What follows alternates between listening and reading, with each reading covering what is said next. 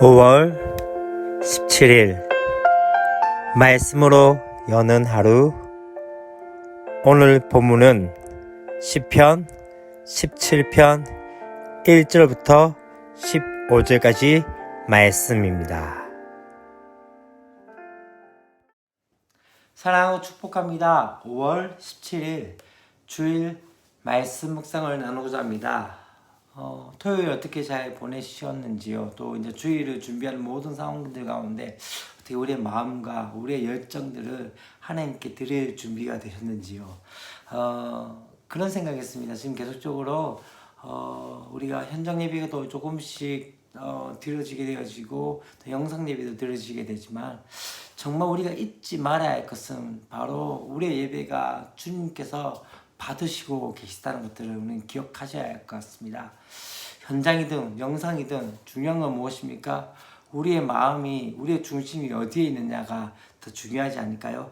그러하기에 우리 주일을 준비하는 모든 사람들 가운데서 또 우리가 주일을 하나님 앞에 드릴 때마다 다시 한번 우리의 예배가 주님이 분명히 받으시는 예배라는 것을 기억하시면서 함께 예배 가운데 나갔으면 좋겠습니다. 오늘 묵상도 그런 것 같습니다. 우리가 말씀 묵상하는 가운데서도 이 묵상을 통해서 우리의 뜻과 우리의 생각을 관철하는 것이 아니라 더 중요한 건 무엇입니까? 하나님의 말씀이 우리의 삶을 지배하는 그 역사들을 맛보아야 하지 않을까라는 생각이 되어집니다. 오늘 시편 17편 1절부터 15절까지 말씀은 사실 우리가 믿는, 어쩌면 우리가 고백하는 것 중에 하나는 무엇입니까? 하나님께서 세상을 다스리시고 통치하고 계신다는 것들을 우리는 믿음으로 고백합니다. 그런데 정말로 그것이 우리의 삶 가운데 적용이 쉽게 되어지지는 않는 것 같습니다.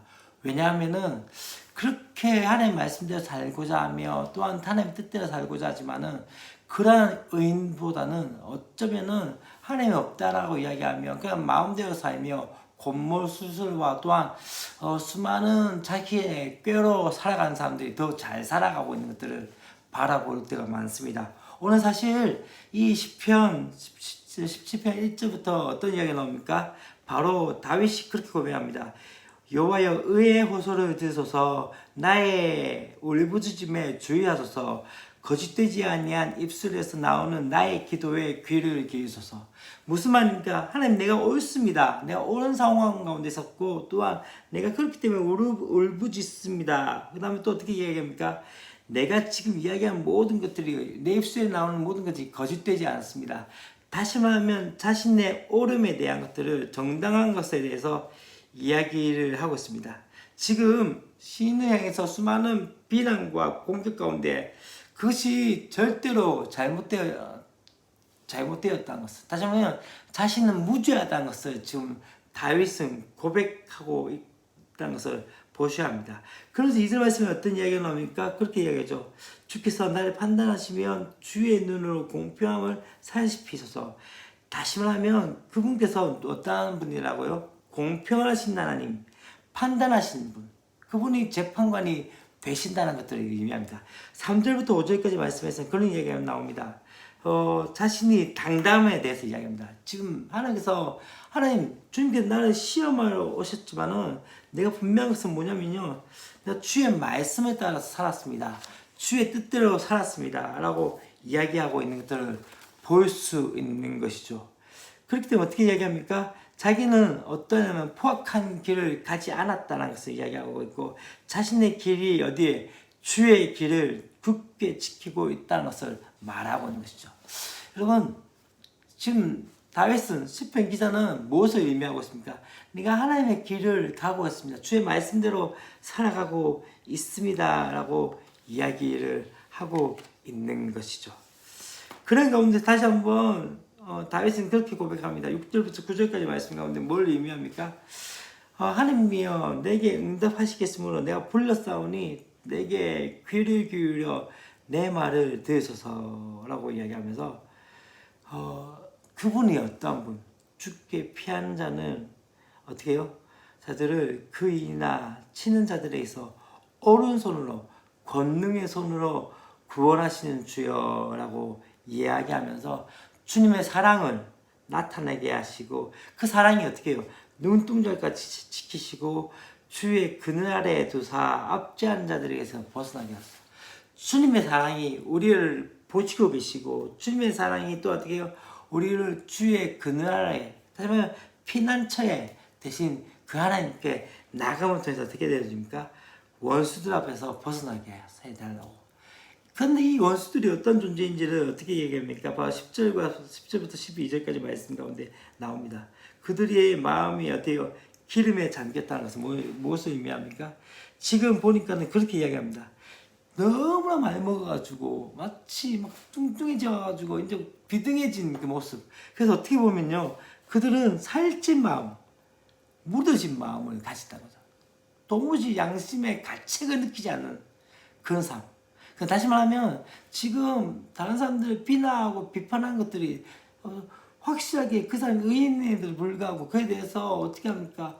비난하고 비판하면서 도무지 악을 행해도 양심에 거리낌이 없는 그런 존재가 되어져 버렸다는 것을 말하고 있고, 이미 겸손을 잃은 모습이라는 것을 이야기하면서 이들이 했던 것이 무엇입니까? 이들이 지금 어떻게 하고 있다면요, 가는 길, 우리가 가는 길을 애워싸고 있다가 주의 길을 애워싸고 있으면서 어떻게 합니까? 사자같이, 다시 말하면 마치 은밀한 곳에 지금 먹잇감을 찾고 있는 사자와 같이 그렇게 우리를 공격하고자 하는 그 모습들을 보고 있습니다.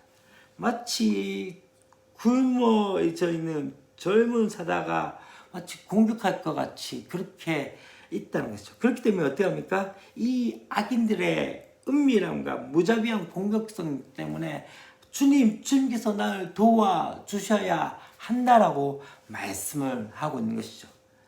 그러고 난 다음에 이제 어떻게 이야기합니까? 다시 한번 이제 고백한 것은요, 그가 다시 한번 결론적으로 이야기한 것들이 이 이야기입니다. 여호와여 일어나 그를 대항하여 넘어뜨리시고 주의 칼로 악인에게서 나의 영혼을 구원하소서. 다시 한번 하나님의 일하심을 이야기합니다. 그가 고백하고 기도할 때 뭘 이야기하나요? 여호와여 일어나소서. 그리고 어떻게 이야기합니까? 하나님께서 역사해 달라고, 구원해 달라고 말씀을 하고 있는 것이죠. 그래서 이제 그들이 어떤 존재인지에 대해서 이렇게 이야기합니다. 그들은 어떤 존재냐면 그들의 분깃을 받은 사람에게, 이 세상에서 살아있는 동안에서 그들의 분깃을 받은 사람에게 주의 손으로 나를 구원하라 하면서, 그들은 어떤 존재냐면 주의 재물로 배를 채우고 자녀를 만족시키며 남은 기업을 어린 아이들에게 그렇게 물려준다. 참 어쩌면은 지금의 세대와 비슷하지 않습니까? 여러분, 우리에게 주신 기업과 우리에게 주신 은혜들은 어쩌면은 우리에게 허락되어진 은혜들입니다. 그러나 이것이 어떻게 됩니까?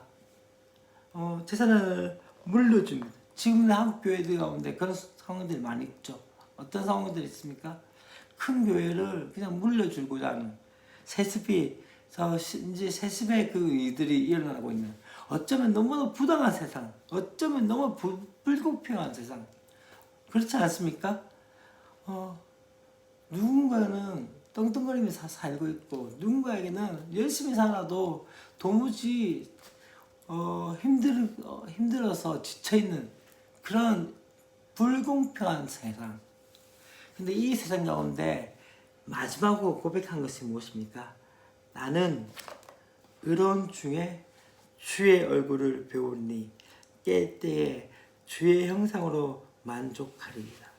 여러분, 지금 어쩌면은 우리 직면하고 있는 수많은 것 가운데 억울하고 적대적인 그런 현실과 위기로부터 즉각적으로 지금 그렇게 하면서 다시 한번 고백한 것 중에 하나는 뭘 의미한다면요, 주님, 그럼에도 불구하고 내가 주의 의로운 중에 주의 얼굴을 배우기 원합니다. 깰 때 주의 형상으로 만족하리라 라고 말씀하고 있는 것을 볼 수 있습니다.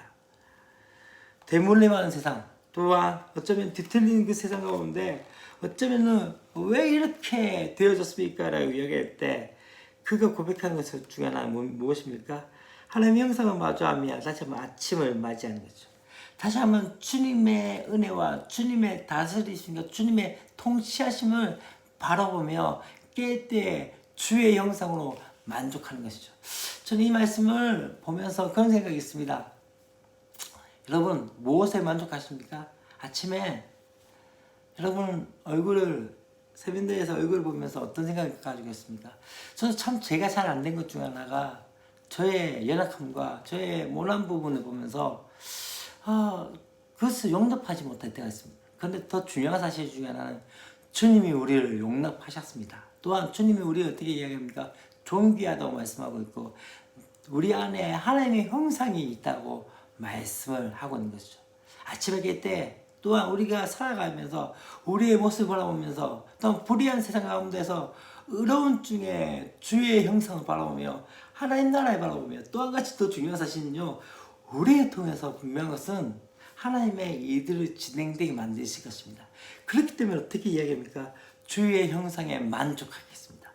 불의하고 너무나도 이치 안 맞고 합리적이지 못하고 불공평한 세상 가운데 그럼에도 불구하고 하나님의 사람답게 살림을 통해서 그 가운데 의로움을 나타내는 게 우리의 삶이 아닐까요? 그렇게 살아가는 저 여러분 됐으면 좋겠습니다. 기도하겠습니다. 하나님 아버지 감사합니다.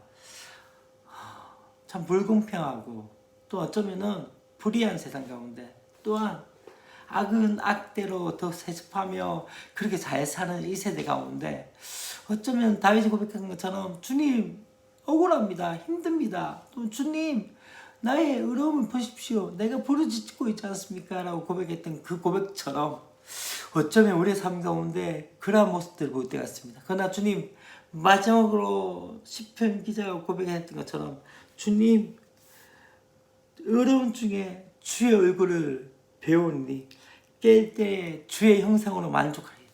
하나님 아침에 깰 때마다 우리 다시 한번 우리의 얼굴을 바라보며 하나님의 형상이 우리 가운데 있음을 보러 다시 한번 고백하며 또한 내가 불의한 세상 가운데 의로움으로써 선포하며 내 삶을 통해서 하나님의 의로움을 나타낼 수 있는 그러한 존재가 될 수 있도록 도우시고 함께하여 주셔서 주 예수 그리스도의 이름으로 기도합니다. 아멘.